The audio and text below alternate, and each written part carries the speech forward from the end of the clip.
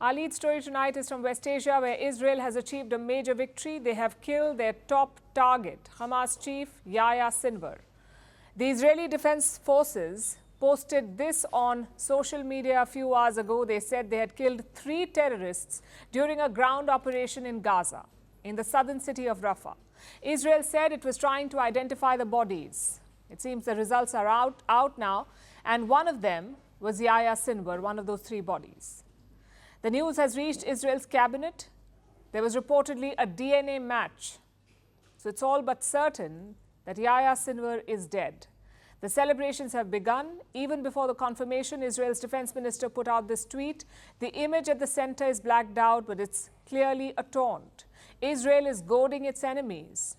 If you consider everything that has happened, it's really no wonder that Yoav Gallant and the rest are celebrating. Yaya Sinwar was the architect of the October 7th attack.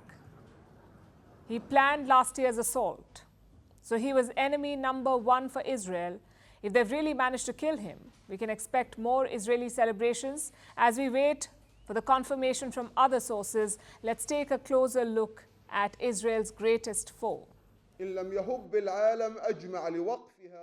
If the entire world won't move, take action and stop it, Israel. This will be the cause for the eruption of major religious war in the region and threatens a status of unrest and chaos in the Middle East and the entire world. Yahya Sinwar was born in 1962. He was born in a refugee camp in Khan Yunis in central Gaza. Back then, Gaza was controlled by Egypt. This was in the aftermath of the first Arab-Israeli war. The Israelis won that war and established their country, and Egypt occupied Gaza. Sinwar grew up in that environment. His family was originally from near Ashkelon, in what is now Israel, but they were expelled before he was born. Sinwar grew up in Gaza. He joined the Muslim Brotherhood in his youth, then attended the Islamic University of Gaza, and eventually led the Muslim Brotherhood student wing at this university.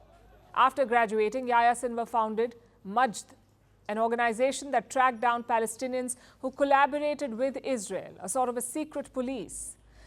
The organization would often kill the collaborators, people who worked with Israel, Palestinians who worked with Israel. And that is how Sinwar ended up in prison. He was arrested in 1988, given 4 life sentences and an additional 30 years in prison for his role in founding Majd. Sinwar ended up spending 23 years in prison. He was never supposed to be released, but Israel had to let him go in the year 2011 as part of a prisoner swap deal with Hamas. Hamas captured an Israeli soldier called Gilad Shalit in 2006. They held the soldier in Gaza for over 5 years. Israel failed to rescue him, so they agreed to the prisoner swap.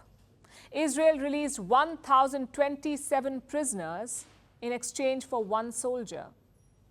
And one of those released prisoners was Yahya Sinwar. And this is Sinwar after he was released. It's really an indescribable feeling. There is no doubt that this is a nationalistic event par excellence. It is one of the big strategic events in the history of our people's cause in the past years. So we are living a moment of unusual joy. As soon as Sinwar was free, he was elevated to the position of senior Hamas leader, something like the group's defense minister. In 2017, Yahya Sinwar became the leader of Hamas in Gaza, and he used this position to plan and execute the October 7th attack. In August, Sinwar rose even higher this August. He was made Hamas's political chief, the group's top leader. He succeeded Ismail Haniyeh, who was assassinated in Iran. So for the last 2 months, Yahya Sinwar has been Hamas's paramount leader, or was Hamas's paramount leader, and now Israel has finally killed him. His death will mark a new phase in the Gaza war, that much is certain. But will Israel start wrapping things up now? Will they halt their offensive in Lebanon? Will peace finally return to West Asia? Probably not. Even though Sinwar is dead, Hamas still has Israeli hostages, and we've seen how fateful hostage negotiations can be. Meanwhile, Israel is on the war path with Hezbollah. It also attacked Syria today. and has promised to strike Iran in the near future. So Sinwar's death probably won't usher in an era of peace, but Israel will celebrate his demise nonetheless. Firstpost decodes the U.S. election, explains how America chooses its president. Your primer on the race to the White House. Everything you need to know about how America votes and its global implications. U.S. Election Explained. Every Monday and Thursday only on Firstpost.